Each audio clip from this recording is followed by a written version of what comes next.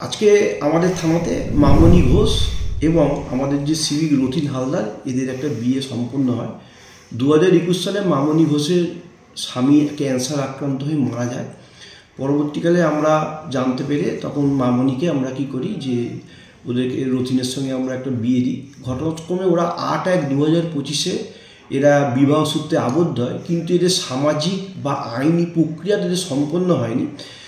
Under section 16 marriage act অনুসারে আজকে এদের কী করা হলো, বিবাহটা সম্পূর্ণ হলো এবং এরা বাকি জীবনেরা ভালোভাবে থাকুক এই আশা আকাঙ্ক্ষা কামনা সাফল্য কামনা করি। ধন্যবাদ, নমস্কার।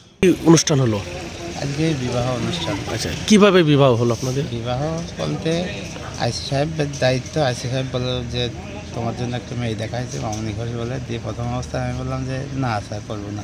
তারপর আইসি সাহেব বলল যে না তুই এখানে কাজ করিস ওখানে কাজ করিস, ঠিক আছে ভালো হবে, একটা মানুষের জীবনকে নতুন করে তোল। দিয়ে বললাম হ্যাঁ ঠিক আছে। দিয়ে আজকে সেই বিয়ে কাজ সম্পন্ন হলো আইসি সাহেব দায়িত্বে। আচ্ছা, উভয় পক্ষে দুজন পক্ষেরই লোকজন এসেছিল, খাওয়া দাওয়া হচ্ছিল তো? খাওয়া দাওয়া হিন্দু শাস্ত্রের মতোই কি বিবাহ সম্পন্ন হলো? হ্যাঁ। কি নাম আপনার? রথিন হালদার। বাড়ি কোথায়? গ্রাম করে গেছি।